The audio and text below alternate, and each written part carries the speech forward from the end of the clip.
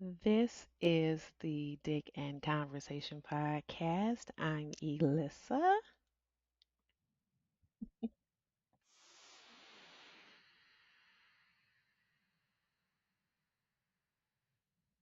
Yeah, I'm getting fancy with it now. If this is your first time here, welcome, welcome, welcome. If you've been riding with me for a while, welcome back. I appreciate you listening to me or watching me on the tube. If you're listening to me, it's probably on either Amazon, iHeart, Pandora, Spotify, or if you're looking at me, you're probably on YouTube. Now, you can always contact me. My socials are Facebook page is Dick and Conversation page. My Instagram is Dick and Conversation underscore podcast. And my email is dickandconvo@gmail.com. My YouTube page, because I have my own YouTube channel, I'm sorry, YouTube channel is Dick and Conversation Podcast. So if you want to go and look at some of the other um, episodes I've done so far, go over to that channel. It is available. The last one that I did was with my ex husband, and I want to give him a shout out. Scott, thank you, thank you, thank you for joining me and being a part of the podcast. So, put your feet to the fire just a little bit, but you started something with that whole men never really want to get married. They just do it because it's the woman's idea.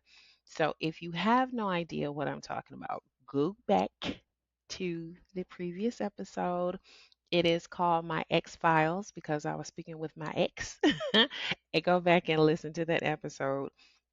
I had my ex husband on as my special guest. Now, you've heard me speak of my ex husband and some of the things we've gone through. Hence, this podcast because of the divorce. I have to get used to looking at myself. So, I tried not to do the whole eye rolling and things like that, which I normally do as I speak. But now I feel like I'm staring at myself all the time. However, that hair is holding up all right. So I've been a little busy. My children graduated from high school. Yay. I am very proud. I'm very happy, proud of my children. Um, it was a journey. At one point, I was like, I don't know if y'all gonna make it. Then I was like, okay, you might make it. I don't know if the other one make it. I was like, we got to do something. And it'd be a little strange if we have one twin graduate and the other one isn't.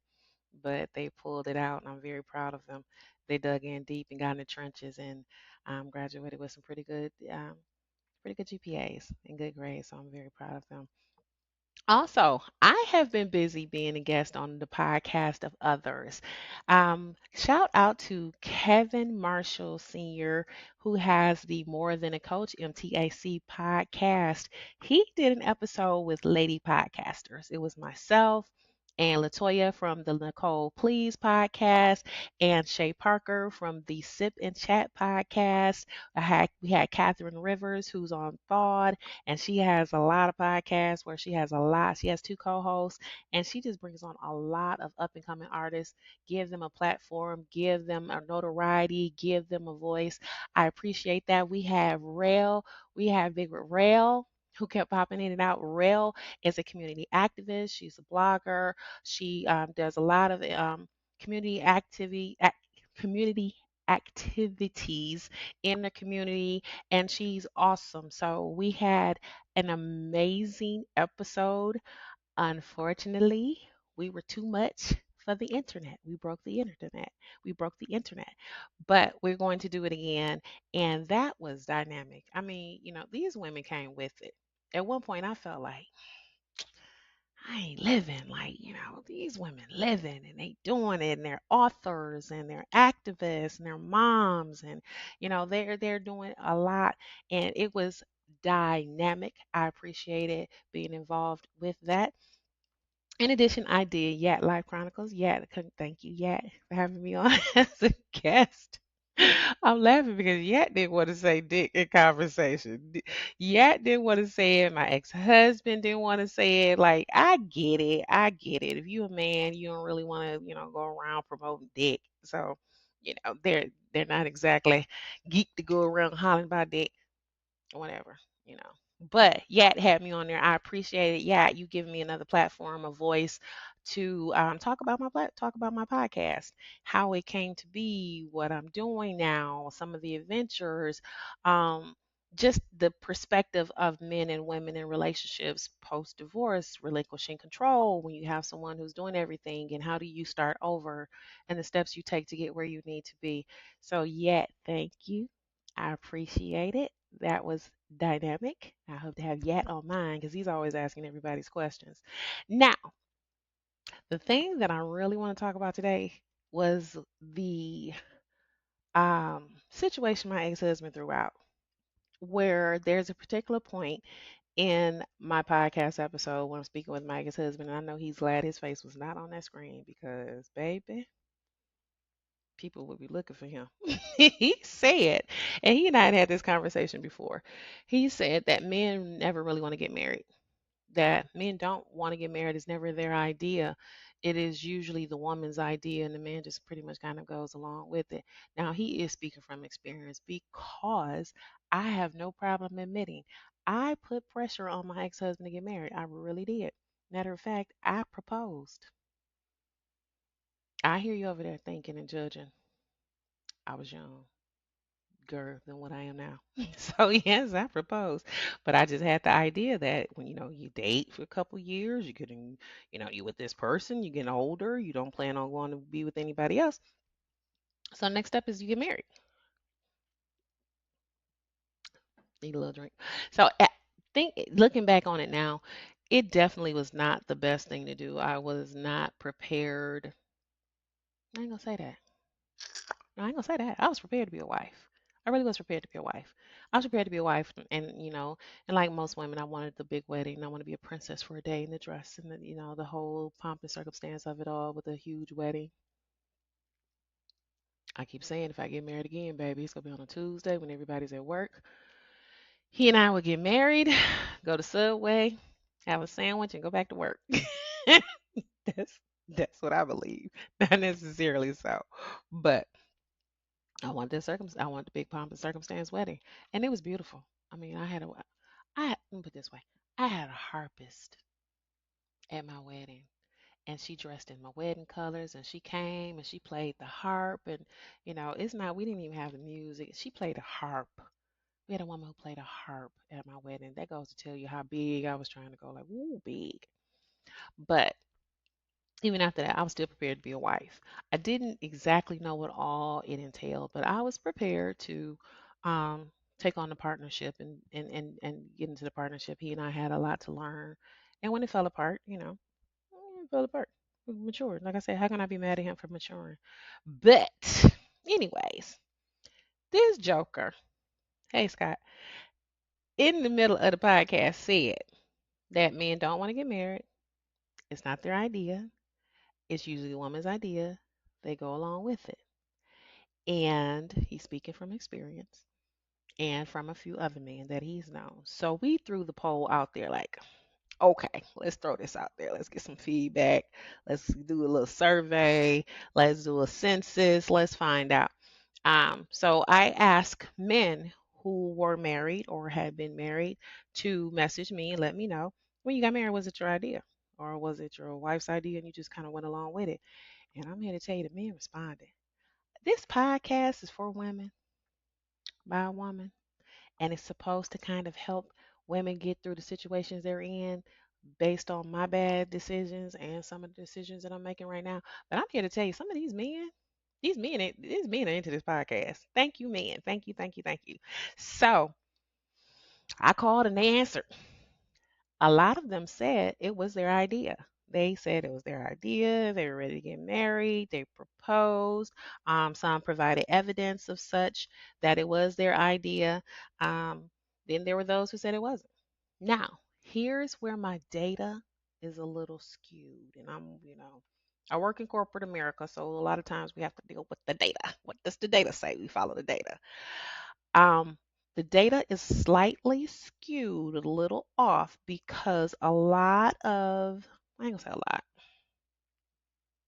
about half the respondents, and I had about 20 to 25 men respond. 20, 25 men respond. Some of them were speaking of their current marriage. They had been married previously.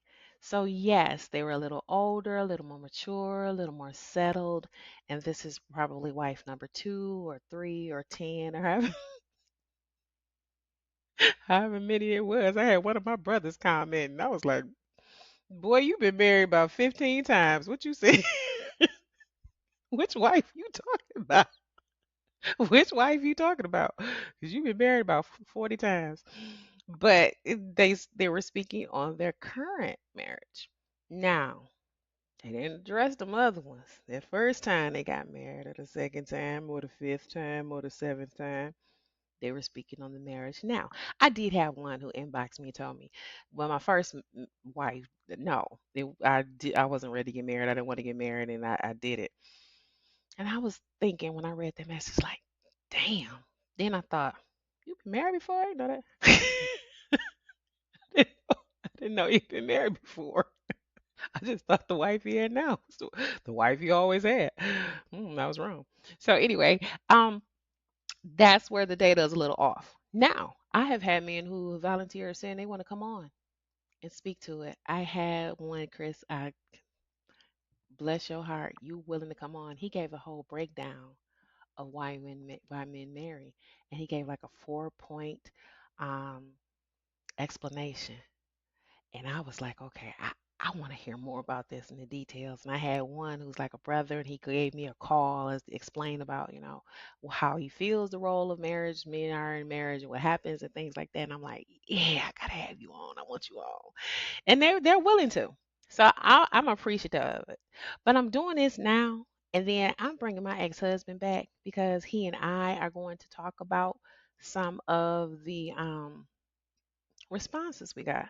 Not only that, I want him to go into more detail about why his theory is the way it is. Like I say, I know he's speaking from experience.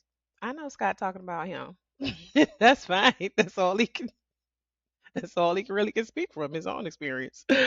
Because I know at a couple points, a couple of times when we was doing that podcast, he was saying things and I was laughing, but I was like, "You're not talking about me.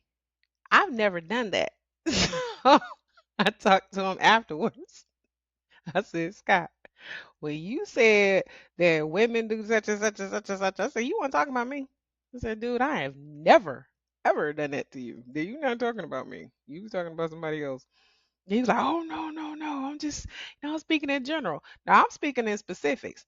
I've never done that. He was telling it.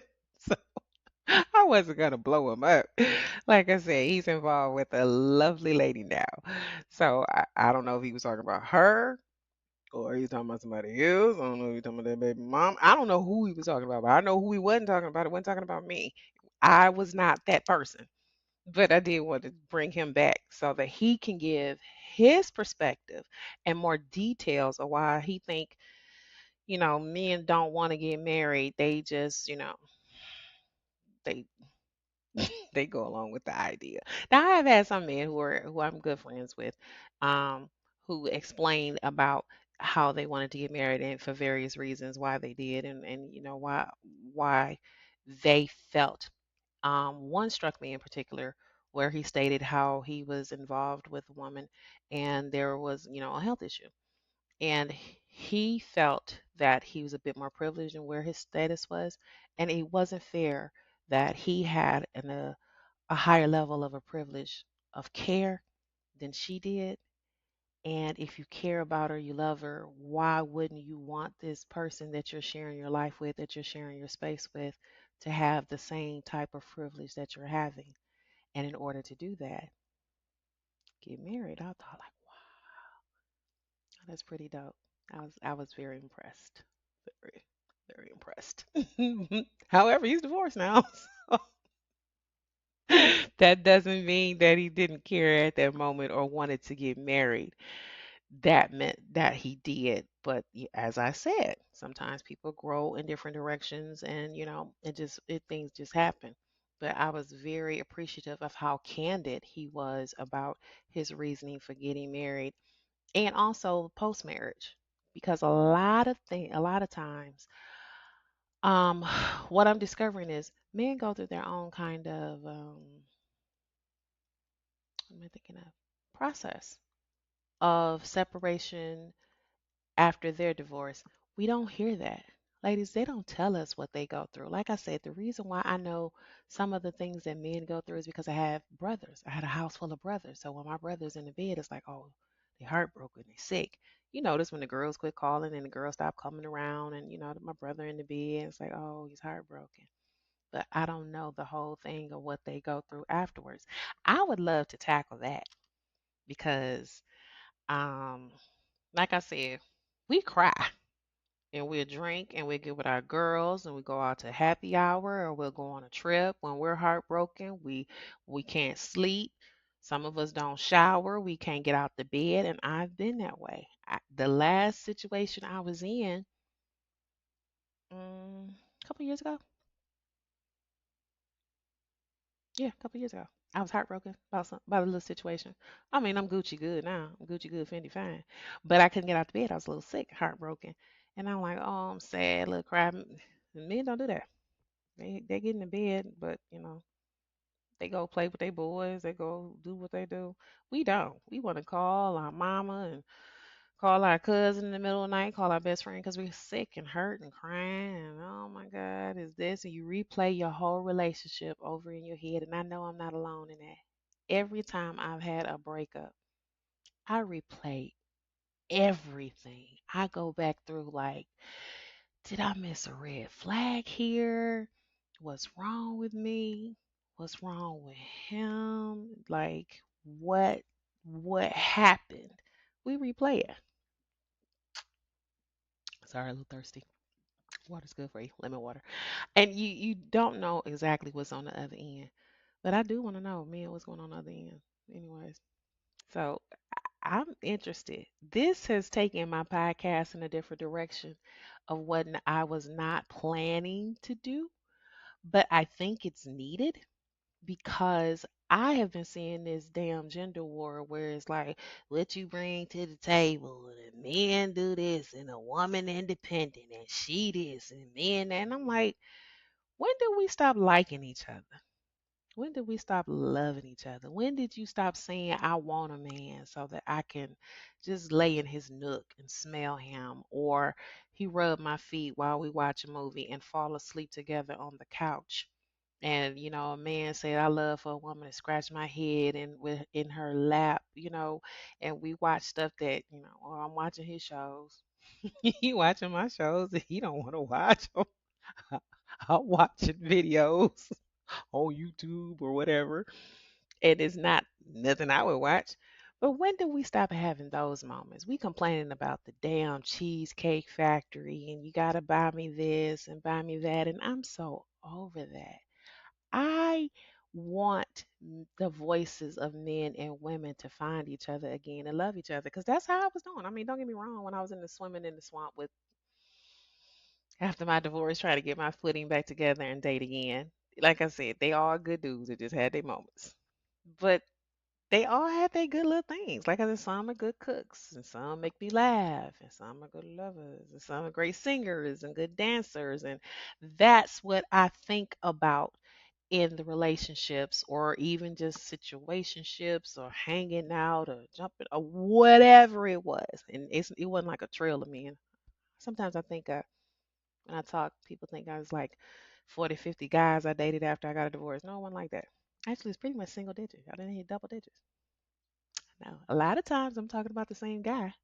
I'm just referencing a different characteristic about him. Just they know who it is. Just sound like it's a different person. They have these characteristics that are, kind of enjoyable. But I do want to get back to that. I want to get back to where we enjoy each other. Women, I want to get back and make us remember what was good about being in a relationship, or if it's a situationship, or y'all just jumping it off. You know, sometimes you have a little jump in, a little jump off situation. I've been in that little situation like, hey, I leave the door unlocked. Bruno Mars was the only one leaving the door open. It happens. I've been that way. Leave the door open, or hey, you coming over? What time you get off work? Swing by on your way home. Done that. You know, I'm grown. I'm 51, so I can speak on that. I'm not a young one anymore. And even if you're a young woman and you're doing that, that's your business. That is part of your learning process. It is part of your journey as a woman. And men, if you are doing that, that may be part of your journey as a man. I have dated single men who had never been married. Never been married. And they were older than me. I was in my 40s and they were like end of the 40s, early 50s, and had never been married. And you would think like, okay, it's a red flag in here. What's the problem? Why you ain't been married? What's wrong with you? I mean, they are good dudes, and they good. They're good guys. Just never been married. And I get it. Here's the thing that I will give them credit for. They knew they weren't good. They knew they weren't good enough to be a partner at that moment to get married. It's like I had a guy that I dated tell me, it was me. I needed to be better. I There were some things I needed to do to get myself straight. And at the moment, when it was falling apart, I wasn't really like, oh yeah, absolutely, understand. Take your time, get yourself together, develop your me. I was just like, you wasted my damn time. That's how I felt then. I don't feel that way now. I look at it now as like, what a mature man. What an optimal level of growth to say, I'm not who you need me to be. I'm not what you need. I'm not where I should be. And I'm not where you would want me to be as a partner, as a lover, as a boyfriend, as a husband. And that ain't it. And looking back on it, I was like, whew, you were right. Dude, you were right. You were right. So I do appreciate those who weren't married and who didn't all of a sudden start to think about it. Like, okay, Alyssa, you good, you're a good woman. Because every guy I ever dated ever told me I was a good woman. And hell, I am. I'm a catch.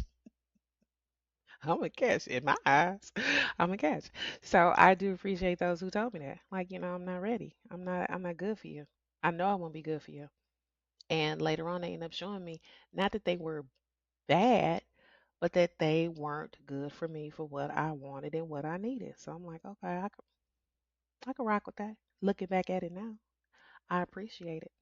But I do want some, like I said, this is taking a different turn. It's not what I thought it would be.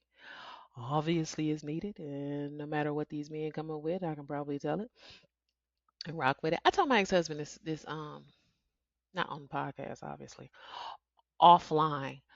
I told him, I said, Scott, you know what? I said, chances are, if I was in a relationship or got back in one, not, well, I guess within the last however much time, if I ever decided to cheat, chances are I never get caught. And he said, why? He said, why? I said, because pretty much everybody I was with cheated, and I always caught them a different way. Everybody got caught differently. And because I caught them in these different ways, I will probably be extremely tactical to make sure that I don't leave that exposed. Am I saying this right? I won't make the mistakes that they made and how they got caught by me. I would be sure to like, okay, I caught him doing it. I caught him this way. So let me make sure I don't do that because I don't want to get caught. And it's just like, mm, uh, yeah. So even me at this point, I can look at it and go like, uh, if I'm not locked in with a guy, if I'm not locked solid with him, if I was go cheat on him, I probably wouldn't get caught. But men don't think like that. Men don't ever think that they'll get caught. They'll catch a woman cheating. First of all, they don't think that we cheat, you know. And I can honestly say, um, I've never cheated. Yeah, now I told you about me dating, or hell, messing with the married man. That wasn't me cheating. That was him cheating. I've never cheated. Never cheated on anybody.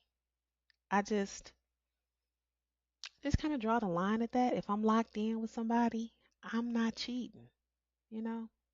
And I mean, I look at it like, what the hell was I doing messing with a married man? He was cheating.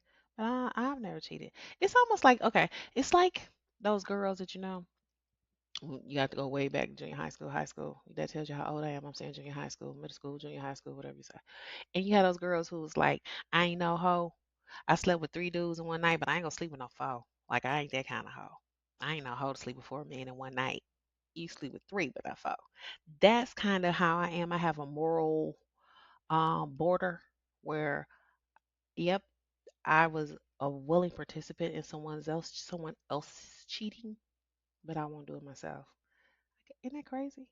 Hmm, not crazy. It is what it is. Don't judge me. Pray for me. Got your own. Got your own sins.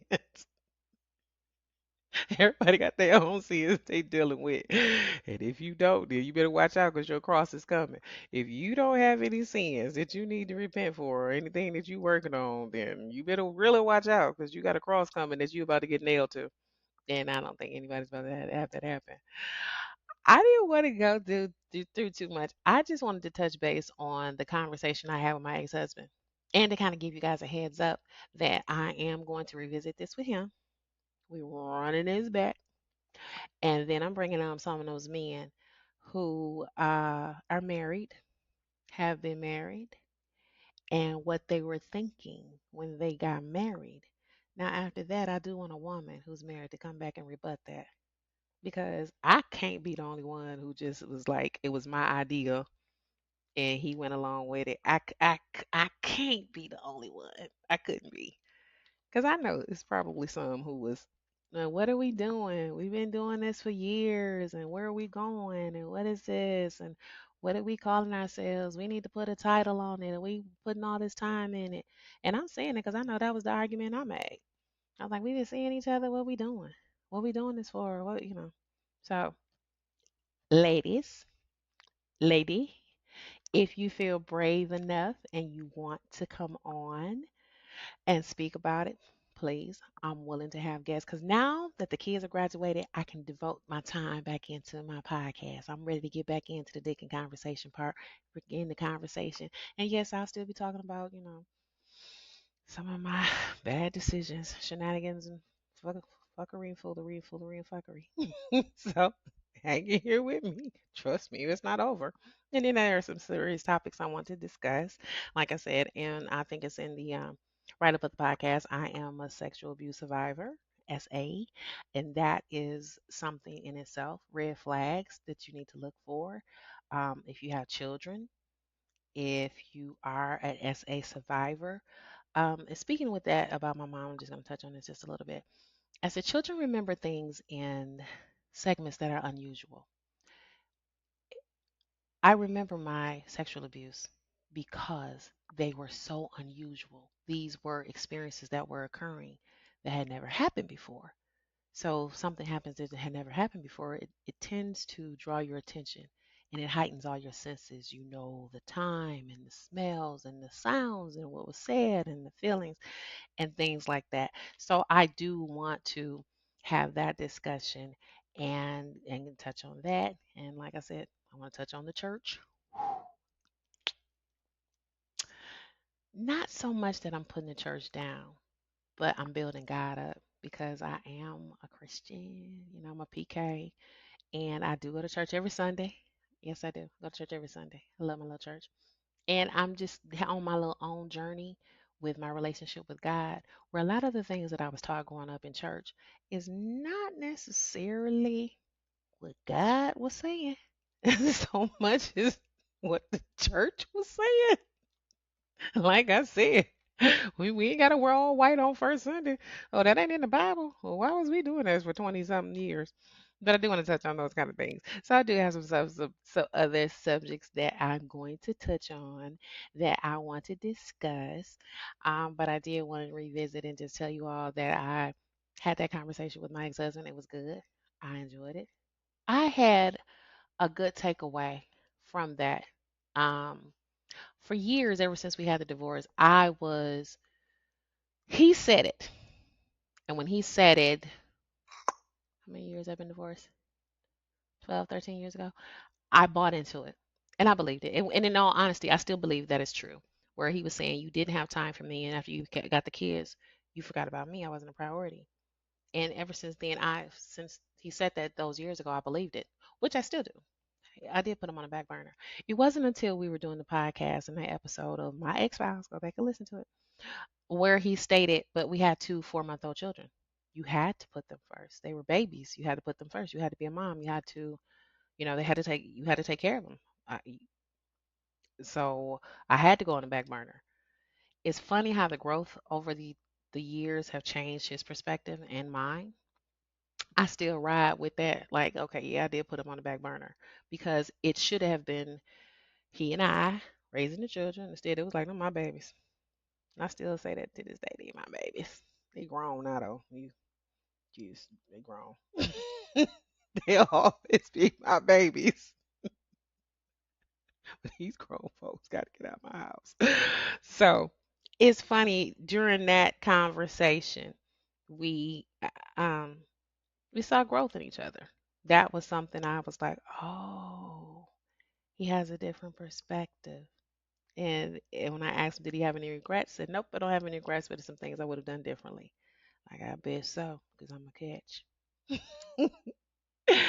Well, that was all I really want to touch base on. Join me next time because next time I'm going to have my ex-husband back. I don't know if he want to show that face. In all honesty, I recommend he really don't. I had feedback from one of my good friends. Yeah, I say one of my good friends, my good friends, and he says that listen, it's good that you couldn't even really see Scott's face. I was like, really? He was like, yeah. He said, in all honesty, I think every time you have a man on there, you should never have their face. Let them be an anonymous guest. I said, yeah, because in my mind, I'm thinking of that fuckery and foolery as Scott was saying. He really should want to hide that face in case somebody want to go find him. So men who are going to join me, Chris, and probably Bruce. I think I might have Bruce on here. Bruce, I think I might want to. Bruce, I think I might want you on here. So Bruce, if Bruce is on here, because Bruce is a talker too. Like Bruce is one of those people you can let him go. So I might want to have him on here so we could discuss that too. Um, I don't know if y'all want y'all face just in case y'all say something that's whew, not the most popular point of view. But thank you for joining me. I'm Elissa. This has been the Dick and Conversation podcast. You can always listen to me on Amazon, iHeartRadio, Pandora, Spotify, and also see me on the Tube of You. I'm on YouTube now. You can see me, and I've been really working not to roll my eyes too much and twist it. But hell, that's me. That's me. So you can always reach out to see me on my socials. My Facebook page is Dick and Conversation Podcast. My Instagram is Dick and Conversation underscore podcast. My email is dickandconvo@gmail.com. And my page, my YouTube channel is Dick and Conversation Podcast. This is Elissa. I appreciate you watching or listening, and I will see you next time. Goodbye.